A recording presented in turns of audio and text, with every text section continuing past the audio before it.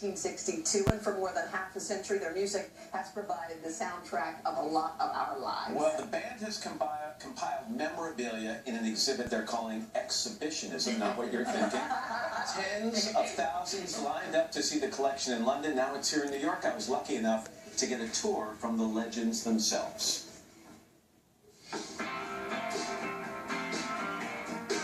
The Rolling Stones, one of the greatest rock and roll bands of all time. Mick Jagger, Keith Richards, Ronnie Wood, Charlie Watts. The band unlocking their vast archives in a massive career-spanning exhibit that's called Exhibitionism. When you walk through the exhibit or the exhibition, what jumps out? Because I'm sure a lot of this stuff was stuff you hadn't thought about or seen for a very long time.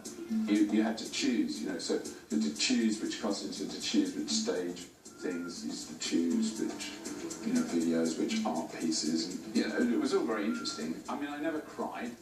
I remember this. No, I never did that. I laughed, but I didn't cry.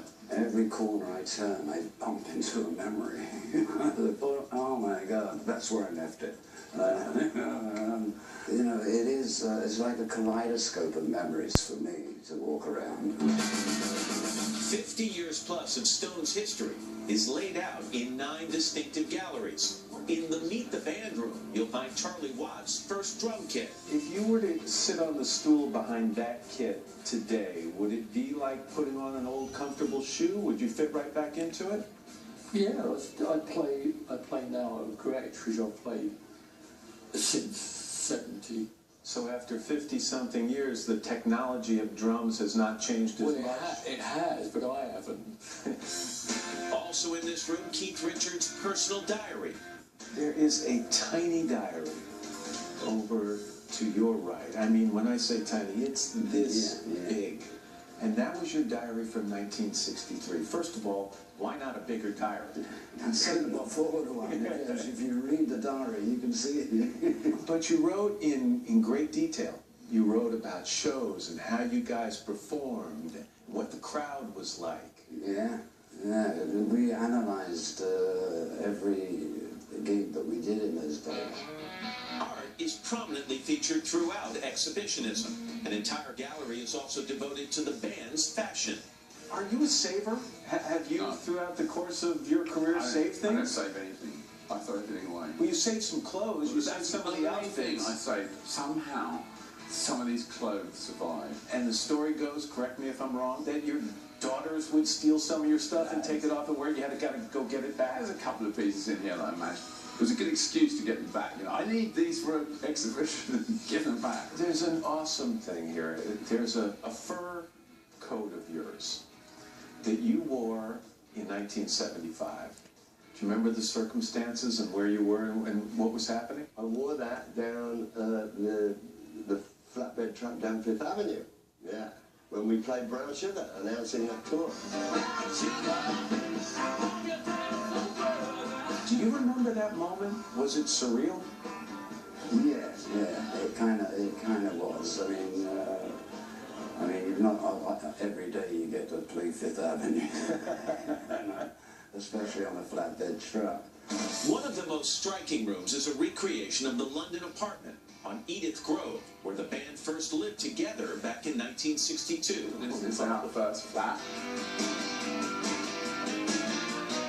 Who'd want to know about this place, man? How close is this? Exact. Are you really sitting on that? It is so bloody authentic, apart from the absence of aroma. Did you ever vacuum? Did you ever clean? No. My mother used to come occasionally and try and clean up. Now, how do you convince a young lady to come back to this? Turn the lights off. Is there any romantic side of you that misses? You've got underwear on the bed. In fact, I think they might be mixed. I don't know if I want to be in this kitchen. I don't want to do this washing up. Mind you, I'm not saying I ever did.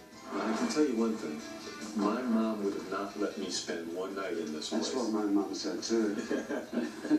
What has being a part of the Stones taught you? That you can be your dream. You can live up to your dream. What have you learned from being part of a band like this?